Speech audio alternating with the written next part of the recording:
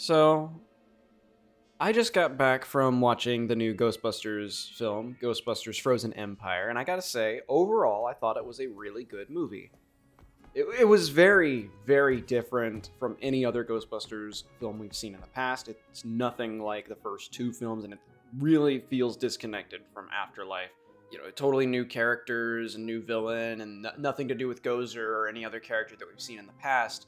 This film had a lot of what I was hoping for. Like, the biggest thing I was really hoping for in this film was that they would officially acknowledge Ghostbusters 2, because that's something that was just absent in the first, or I say, first film, Afterlife. In Afterlife, they just did not mention Ghostbusters 2 at all, but in this movie, they did it multiple times. I guess I should throw out there right now that there are going to be a bunch of spoilers in this, so if you are not wanting to view any spoilers, don't watch this. So yeah, Ghostbusters 2 references. The first one that they do is they mention the Statue of Liberty incident, specifically how much damage that whole thing caused. The second one, Ray actually gets a jar of mood slime as a sample, and then the third one was, if you look in the background, you can actually see a character testing out a new model of the slime blower, and it looked like they were using mood slime in that, so I'm willing to bet that since mood slime is supposed to be this sort of self-replicating ooze with positive or negative emotions, they were probably getting that sample of mood slime so that they could mass produce it and then use it for their new slime blowers. But yeah, as far as Ghostbusters 2 references go, I'm happy that they officially acknowledged that. So now we don't have to question, like, oh, is Ghostbusters 2 still even canon anymore? Because yes it is. It is officially part of this continuity. The only thing that they did not acknowledge was the video game, the 2009 one, and I'll get into that a little bit later. The next major thing I wanted to just kind of bring up was that Ray goes through a character arc. You know, he's at that point where he's older, he's lived most of his life, he's not capable of doing the things that he wanted to do, he's not capable of doing the things that he was previously able to do, and he kind of just feels left out now. He wants to keep being a Ghostbuster, and he knows he can't. You know, it still drives him. Being a Ghostbuster is who he is, that's what he wants, and we get to see that kind of unfold in it. Phoebe and Podcast almost get hurt because Ray, he took them to the public library where they got attacked by a ghost. That, if you saw the trailer, that's where that stone lion gets possessed and comes to life. But yeah, Ray and Winston have an argument later on in the film because of that whole incident at the library. And Winston basically says, man, shut up, go on vacation. You should be, these are your golden years. You should be enjoying you should be enjoying what you have left. You know, he wants to be a Ghostbuster. He's like, but this is what I want. This is how I want to spend the rest of my life. To me, it's not the most relatable because I have not gotten to that point in my life yet. I'm still relatively young, but I could definitely see, especially a lot of people who grew up with Ghostbusters back in the 80s, kind of feeling the same way. And it's sad, but I guess the whole theme here is passing the torch, right? That's the whole point of this new Ghostbusters franchise. They also introduced a ghost character that's just, they are just like a normal person, right? A lot of ghosts in Ghostbusters look like weird monster creatures, but this ghost was actually like a normal person. And Phoebe plays chess with her somewhere just kind of away from the firehouse. And eventually, this ghost girl ends up tricking Phoebe into essentially doing like an astral projection. If you've ever seen like Doctor Strange or something, where your spirit can just be separated from your body. Yeah, like that kind of thing does happen in this movie as well. Then the main villain uses telekinesis, or not telekinesis, mind control, to control Phoebe to to say a chant that would open up this little orb that the main villain was trapped in. I don't know, he doesn't do a whole lot once he comes out. Like, he freezes New York, he straight up murders a guy, but then we don't really see much else. And I was kind of hoping we'd go into this seeing more of what the villain was going to be doing. Like, I was hoping there'd be more, like, people reacting to this whole thing, maybe seeing some ghosts become more active as a result of this. Like, he's trying to build a ghost army to take over the world, and we don't really get to see that, which was kind of disappointing because he does just straight up cause the containment unit to explode and all the ghosts get released and everything. So we didn't really get to see much of that, which was kind of disappointing. One really cool thing about this particular villain that we've never really seen in Ghostbusters before is that he's just straight up immune to the proton pack.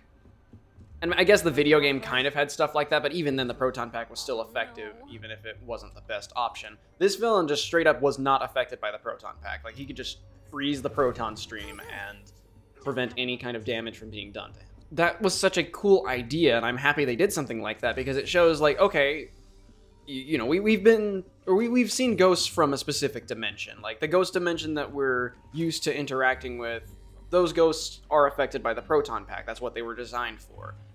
But then this new villain, he's not even really a ghost, he's just a god, right? And he's from a completely different reality, even separate from the ghost world itself.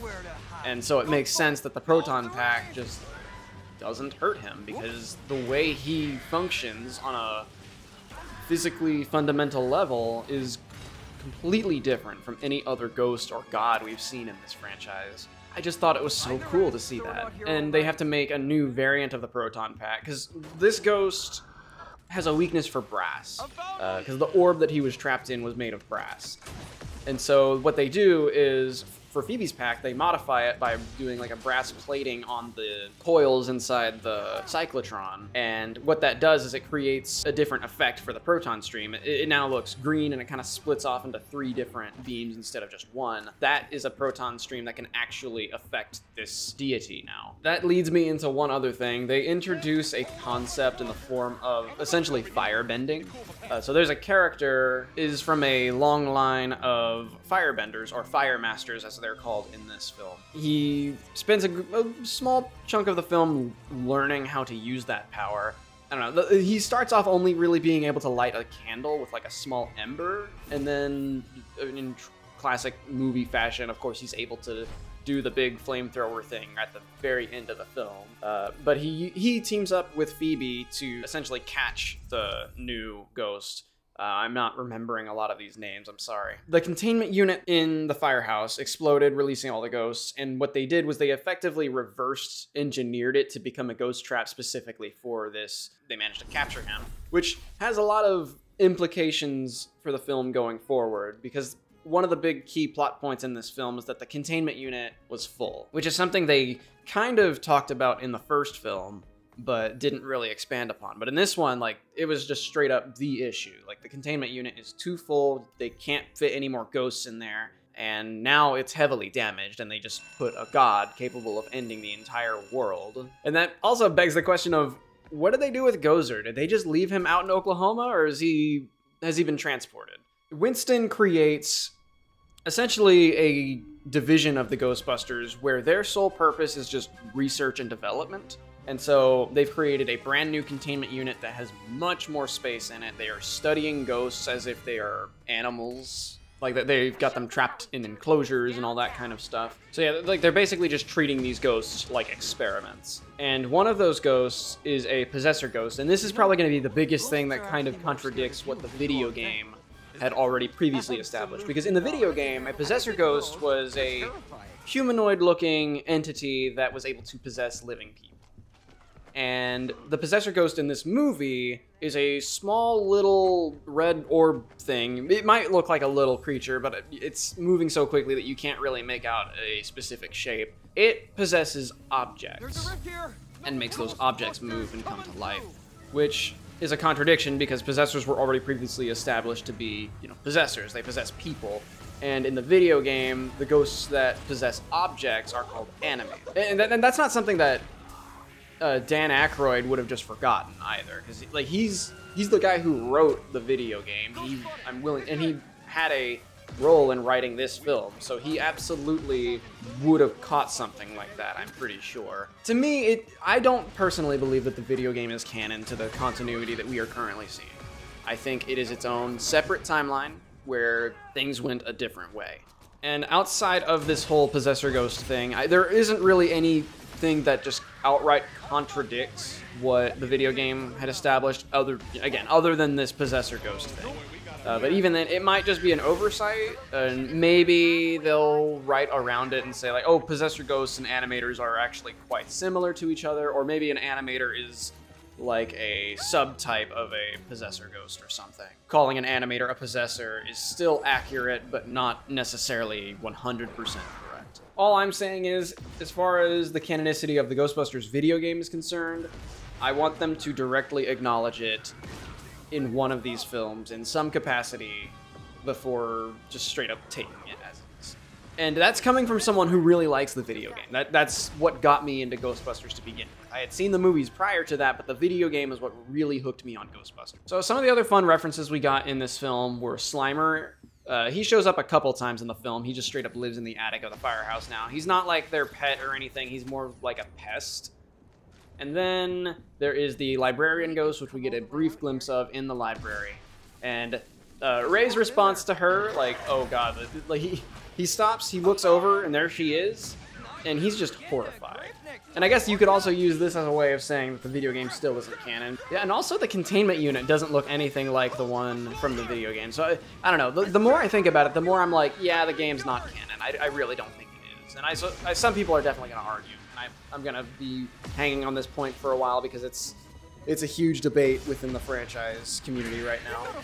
I guess the only thing I straight up did not like about this film was the whole Firemaster thing, just because it felt really out of place.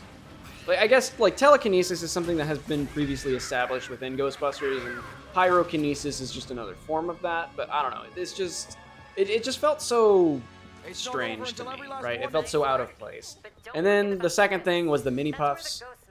Like they were funny in the first movie and they were kind of cute, but like I don't know, I just kind of got tired of seeing them in this film. Fortunately, they're not used too often. I'm not super into them. Like I guess I don't know. The super marketable portion of the movie is not really what I'm all that interested in. A really fun thing in this movie was we got to get a brand new model of the Proton Pack. This is the one with that yellow bumper guard on it. Like everyone thought, because it has a like muzzle flash at the end of the Neutrona wand, so everyone thought, oh, it's gonna have like a flamethrower built into it. Well, that ended up not being the case at all. Seriously, like that whole flamethrower idea was never used. Instead, what they used to beat the bad guy was what I mentioned earlier when Phoebe brass-plated some parts inside of her. I don't know, it kind of felt like these new packs were pointless in that regard, but at the same time, it was cool to see a new variation of them. They're still very similar to the original. My guess is that they're just supposed to be like an updated design, and we'll probably be seeing that version of it going forward. And we might even see the slime blower again in the future. I'm hoping that we see the slime blower again in the future. I just don't know where they could really go from here. And I guess that leads me to the last thing I wanted to talk about. I don't know what they're gonna do going forward. Because this movie felt a lot like Ghostbusters 2 in the sense that it was very disconnected from the movie that came before it. You know, you got some references and Easter eggs and stuff, but for the most part, it's like its own completely original story. So it makes me wonder what they're going to do for the third film. Are they going to have it go back into the story that they were telling before with Gozer, or are they going to expand upon the story that was established in this movie, or are they going to do something completely different? And it also begs the question of, are they going to just stop at a third movie, or are they going to try to keep this franchise going for as long as possible? Because Ghostbusters is a big franchise that has a lot of fans, and I know a lot of people would want to keep seeing more Ghostbusters movies. It's just a matter of, I guess, what Sony approves and how well the next movie does and how well this movie does. I haven't looked at any of like the numbers yet, but I'd assume this movie's doing okay at the box office, and so I'd say it's safe to assume that we're probably going to be getting a third film at some point. It's just a matter of what they're going to do there, I guess. They might do what they did with this film, where they just pick an episode of the real Ghostbusters and try to adapt that. Because from my understanding, this film was based off of a particular episode or set of episodes from the real Ghostbusters cartoon, and then they sort of adapted it into the film. That also reminds me, there is a character in this film that works under Winston, who just straight up looks like Egon from the real Ghostbusters. Like, he had the green flight suit, the blonde swirly hair, and everything. Like, he was literally just a live-action version of the cartoon Egon, which I thought was a really fun reference. Bill Murray wasn't very prominent in this film. Like, he shows up, I think, twice. Once kind of towards the middle of the film when he is doing a bit of a, like, callback to the ESP segment of the first film. And then he comes back again at the very end for the final battle. And I should also mention, at the final battle, everyone should be dead because they were literally frozen solid. One thing Ghostbusters did was that it sort of grounded itself in reality in the sense that, you know, if something was lethal, it was lethal. But in this particular movie, like, we've seen people literally be frozen solid and come back from it perfectly fine. Like, no, you would absolutely be dead, and if you aren't dead, you will be crippled for the rest of your life because that will have, like, destroyed most of your body. But that's just a little nitpick. It's you know, it's a movie with movie magic. No one cares, right? Also, nobody wants to see anyone die. At least none of the main characters. Because I mentioned earlier that the villain here, he just straight up murders somebody. Like, he goes into a vape shop because it was called, like, Firemaster Vapes or something. Vapes and Smoke or something like that. And the villain, this guy just goes in there and he's like, "Are you the Firemaster?" And the guy's like, "Yeah, man." And then he just fucking kills him. Again, I wish we had gotten a little more of that. I wish we could have gotten a little more of watching this guy wreak havoc on New York. Like, instead what happens is we watch him just kill the guy and then he freezes most of New York. Like, there's not a whole lot there. Like, there were people on the beach, people still trapped inside a Ferris wheel. Like, what were their fates? Did they just die? Like, what happened? Oh, I guess one other thing I forgot to mention that we should probably talk about is Walter Peck. He actually is in this film, which you may have known from the trailers, but he is the mayor of New York now. He has it out for the Ghostbusters, of course. He doesn't appear in the film too often, but at the very end of it, well, I guess let's start by doing this. Phoebe causes a lot of damage. They get in a lot of trouble for it because, one, they have a minor participating in a very dangerous activity, but two, they're also just causing a lot of damage, which is not good for obvious reasons. And later on in the film, Phoebe causes even more damage on her own, which causes the Ghostbusters to effectively get shuttered. Like, he's like, "Yeah, no, I'm effectively shutting you guys down. I'm going to demolish your building. I'm going to melt down your proton packs, destroy your car," like all of that. Like, there will be nothing left of you guys. But then that's conveniently forgotten about because the villain has to do a thing. And so they do the final battle, and then at the end of it, you know, all the people that were totally there to see it all swarmed the building and were chanting "Ghostbusters, Ghostbusters," and Walter Peck shows up to shut them down, but then because all those people are there and they're like, "Oh, you know, what are you going to do to promote the Ghostbusters going forward?" And it was kind of funny because he couldn't just straight up say like, "Oh, well, you know, these guys saved the world, but now I'm going to shut them down." He couldn't just say that, and so, you know, he puts on a smile and is like, "Oh yeah, I look forward to working with the Ghostbusters in the future." And I don't know. It's going to be kind of fun to see where they go with that. But yeah, if you have not seen this movie yet, I suggest you go watch it. That's all I really have to say about this film. I'm sure there's probably more stuff rattling around in my head that I just can't get out and bring to the table here because like, I'm mostly doing this unscripted. Like, I have a little sheet of notes here, but I'm not really, like, they're not very deep in or anything like that. But yeah, go watch Ghostbusters Frozen Empire. It's good. It really is. And I guess I want to watch it a second time to know whether or not I like it more than the previous film or if I like it more than the old films or anything like that. We'll see how time handles this. Anyway, I'll see you guys around.